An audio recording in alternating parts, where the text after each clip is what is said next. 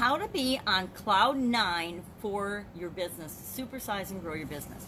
Sharon Horne-Ellstrom here. Our idiom today is, of course, on cloud 9.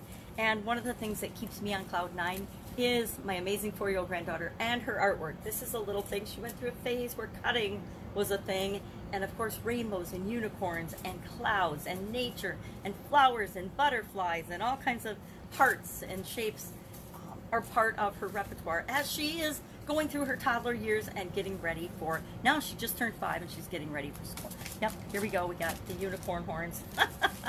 All kinds of craziness around me because I get to hang out with a 5-year-old every day now. She's just turned 5, and I used to say a 4-year-old, but now she's 5.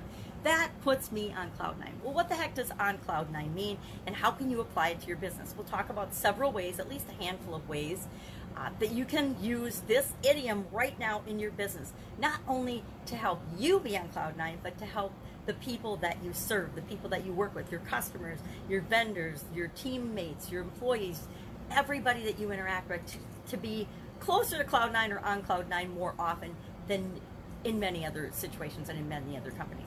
And how amazing is it if we feel like we're on cloud 9? How amazing is it when we are blissfully happy and joyous about what it is we do for a living, how we serve people in the world. Now, this idiom is actually pretty new. It's only from the 19th century, although the number 9 has been a mystical, magical number since as far back as the ancient Greek times. 9 is a number from Christianity, and it's considered the Trinity of Trinities, which is 3 threes. Of course, 3 times 3 is 9. And the Holy Trinity, Father, Son, and Holy Ghost, is the foundation of Christianity. And so in many religions, it used to be, the expression actually used to be on cloud 7, and it was changed to 9. On cloud 7, they believe, came from the Jewish levels of heaven, the 7th level of heaven being the highest level of heaven. So the highest you could get was to be on cloud 7, and that was changed to on cloud 9. Now, there's a lot of idioms that have to do with being up high, right? On top of the world, your head's in the clouds, things like that indicate that being up leveled, higher, is, considered better, happier, more joyous, more blissful. And I think most of our lives we would agree with that as well. The positive emotions make us feel lighter and they feel like we float up. The negative emotions and the negative things that happen in our life, by our definition, make us feel heavier and down, more down to earth. We say, be down to earth, get your head out of the clouds. Idioms like that. Well, how do you increase the happiness, the joy, the blissful feeling within your organization and within the people that interact with your organization? I said I'd share a handful of ways, so let's talk about those. Number 1, know what causes you to be happy and blissful, and make sure that you and everybody else around you is working and performing and doing those things that make you happy, that make you joyous, that make you feel like you're on cloud 9. When we're doing things we love and are good at, usually things we're good at make us happy and we're joyful and we enjoy doing those. So the more we can match our genius zone, the things we're good at, the things we love to do, with what we do and how we spend our time, the happier we'll be and the more time we'll spend on cloud 9. Another way to make sure that we're on cloud 9, and so are the people that we interact with, is to be present. Live in the present moment. Live in the now, not in the past, because you know what? If we're living in the past, we're pulling out all the crap and all the bad stuff from the past. We're seldom living in our past highlighted moments. Now, if you can pull highlighted moments from the past and live on those, that in the present moment to give you a positive charge, do that. But if you're like most of us and you pull back all the failures, all the doubts, all the fears, all the worry from the past, just don't do that. Live in the present moment. Focus on the now. Guess what? The only time we can have an impact, the only time we can do anything is right now, this very minute. So be present. So know and work and continue to do what makes you happy and be in the present moment. It's another way to make sure that you're living more on cloud 9 and helping other people to do the same, is to be grateful. Be grateful for absolutely what positively is working in your life right now, working in your business right now. All of our businesses, all the time, there's stuff that's awesome and there's stuff that's not so great, or that's maybe horrible or terrible, or we want to improve, or making us crazy. If we focus on the things that are making us crazy, guess what? We will create more of them. How do I know?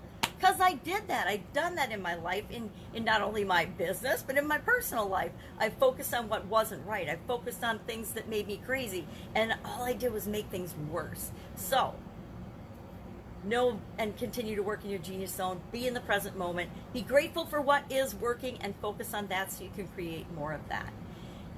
Fourth, give value. Give value to the things that are important to you. Give value away to your customers and the people that you serve. Give value away to your partners, your teammates. And value isn't money. It's time, attention, love, positive emotions. Share of yourself in any way that you can. Give value first and watch it come back tenfold into your life. Fifth, be yourself. Be your authentic self. Have you ever noticed that when you're behaving in a certain way that's expected of you and that's not in 100% complete alignment with who you really are authentically, how that feels? I don't know about you, but for me, it felt really, really crappy. I did it for decades, but it felt really, really crappy because I'd go to work and I'd be one person, I'd be all professional and polished and then mellow, and then I'd go home and I'd be like, blah! I'd explode into who I really am, because it's not that it wasn't who I really was, but it was just a very small part of who I was based on other people's expectations. And when we're living for other people and not living for ourselves, something has to give. It doesn't really work out that well. And that was 5, but let's do a bonus thing. What is a bonus thing that you can do in your business to help people to live on cloud 9, to help you enjoy it more? And that's to give people a sense of purpose and progress, including yourself. Have a vision that you know you're working toward and share that with other people. We as human beings need to always be working toward something. So we either need to be working toward something that's bigger than ourselves and making progress toward that on our own, that we create on our own, or with somebody else. So the people that come to your organization, that are attracted to you in your business, they're looking for you to provide that bigger purpose, that more impact, that bigger global impact than they feel like they could do on their own. That's why we join organizations. That's why we join communities. That's why we join religions and churches, because we want to be a part of something bigger than ourselves.